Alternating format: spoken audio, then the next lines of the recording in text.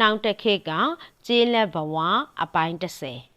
စမ်းလော့သည်ပကံလုံးတစ်လုံးနှင့်ရောက်လာပြီးတစ်သားရေပုံးတစ်လုံးသူမ၏ကိုယ်ပိုင်ပကံလုံးနှင့်အဖိုးချမ်းစီကငှားလာသည့်လျှော်ရည်သည့်ပစ္စည်းတို့နှင့်အတူရှမ်းအန်းနှင့်ရှမ်းနင်တို့ကလည်းမြေအိုးကြီးတစ်လုံးကိုစီးသေးကပြန်သွားကြလေသည်စမ်းလော့၏ပြတ်သားပုံကိုမြင်လိုက်ရသည့်အဖွားချမ်းကတော့သူမကိုလိုလိုလားလားကူညီပေးခဲ့သည်စမ်းလော့ဤဈေးသို့စွန့်စားမည့်အလုပ်အတွက်လိုအပ်သည်များကိုထောက်ပံ့ပေးရမည်သူမဤအိမ်သုံးပစ္စည်းများကိုပြန်စီစဉ်ပေးလိုက်လေသည်ချမ်းအိမ်သို့စမ်းလော့ဤအလဲခရီးကဈေးတွင်ရောင်းချမည့်သူမအတွက်လိုအပ်သည့်ပစ္စည်းများကိုရရှိခဲ့ပြီးသူမသည်စိတ်အားတက်ကြွစွာဖြင့်ပြန်လာခဲ့တော်သည်ခလေးများနှင့်အတူချမ်းအိမ်က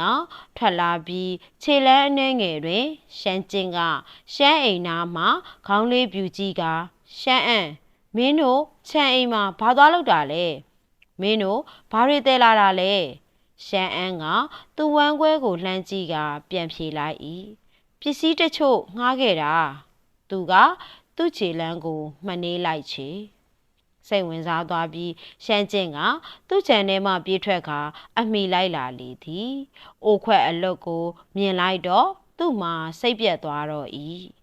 သူစောစောကမြင်လိုက်သည့်လင်းလက်လက်အရာကိုသတိရသွားပြီးသူကမေးတော့သည်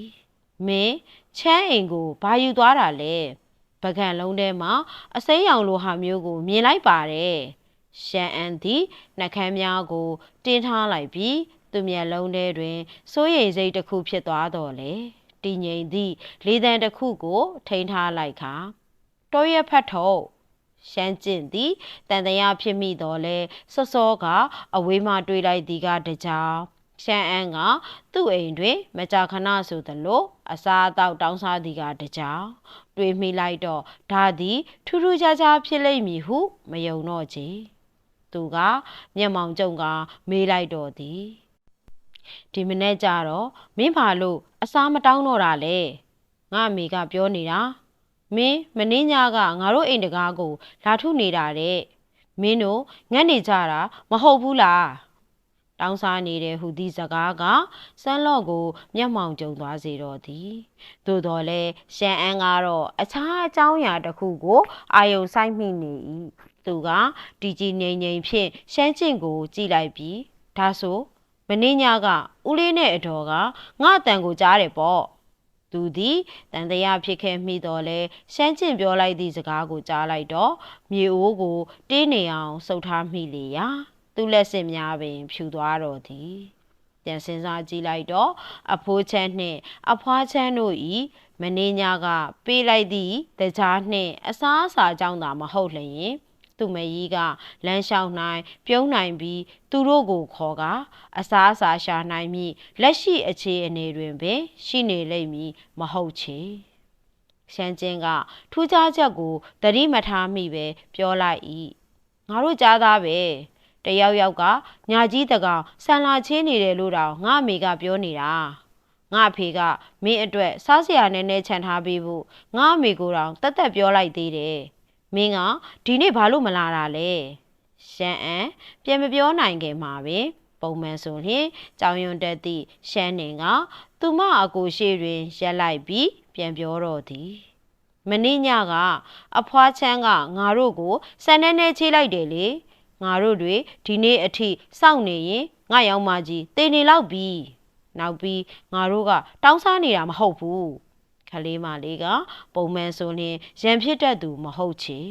သူမသည်တီတီတာတာစိတ်ဆိုးနေသည့်တိုင်သူမ၏အတန်ကအင်အားမဲ့နေပြီးသူမ၏မျက်လုံးများကစကားပြောရင်းနှင့်ပင်หนีရဲလာတော့သည်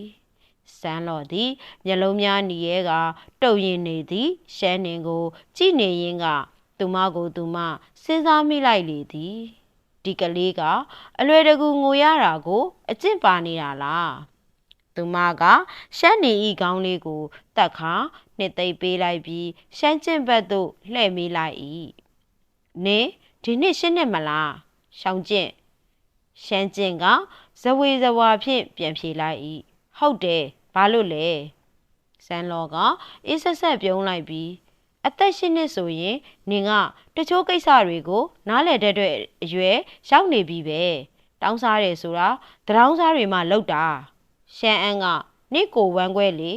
နင်ပြောနေတဲ့စကားကတင့်တော်ရဲ့လားဆိုတာအိမ်ပြန်ပြီးနင်မိဘတွေကိုမေးကြည့်အောင်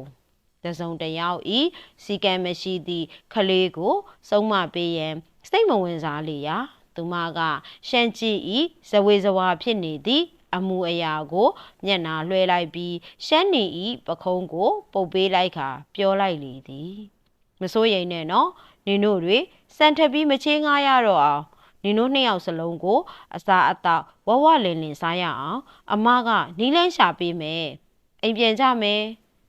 ရှမ်းကျင်းမှာနေရာတွင်ရက်ကြံခဲ့ကရိုင်းပြမိသည့်အတွက်အခုလေးတွေအစုခံလိုက်ရလေသလားဟုစဉ်းစားရင်ဖြစ်ပျက်ခဲ့သမျှကိုအချိန်ယူပြီးပြန်စဉ်းစားနေမိတော့သည်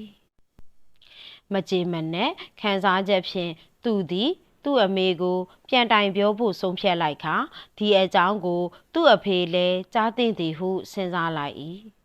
သူတို့တွေမစားဘူးဆိုရင်လည်းငါတို့စီကနေစံတစိ့အစားတစ်လုံးတောင်မမျော်လင့်နဲ့ပေါ့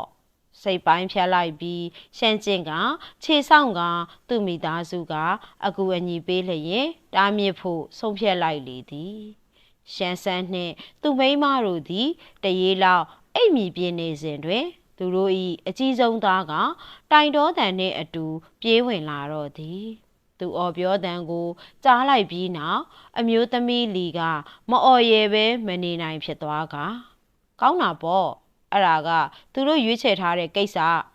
သူတို့မလာရင်ပိုတောင်ကောင်းသေးတယ်ငါဒုက္ခသက်သာတာပေါ့ထို့နောက်သူမကရှမ်းဆန်းကိုကြည့်လိုက်၏တွေ့တယ်နော်ကျမကသူတို့ရဲ့အတော်သွေးမတော်တဲ့သူဒီတော့သူတို့ကကျမကိုတန်မိုးမထားချဘူးလေရှင်ကသူတို့ရဲ့ဦးလေးအရင်ရှင်ကိုယ်တော်အဲ့ဒီပိန်ချိချိနဲ့နေတဲ့ရှင်းတူတွေစီကဘာလေးစားမှုမှမရဘူးသူတို့ကိစ္စတွေကြောင့်ဆိတ်ရှုပ်ခံမနေနဲ့တော့သူမကထင်းငေါ်ကပြောလိုက်သေးသည်တော်ရွက်ဖတ်ထုတ်တဲ့တော့မသိရင်မက်စရာကြလို့သို့တော်လဲအမျိုးသမီးလီကဲရဲ့နေသည့်အရာကိုချမ်းမိသားစုကတော့အမတန်နှစ်ချိုက်နေကြလေသည်သူတို့သည်ဝိုင်းစုကထိုင်လိုက်ကြပြီးအသည့်အစမ်းအရာကိုတအံ့တော်ချီးမွမ်းနေကြတော့သည်ပုံမှန်ဆိုရင်လက်သမားမိသားစုသည်တစ်နေ့နှစ်ကြိမ်သာစားတော့ကြရာသူတို့သည်ပုံမှန်စားနေကြအထမင်းအပြင်စာကိုအဘယ်မှာစားနိုင်ကြပါမည်နည်း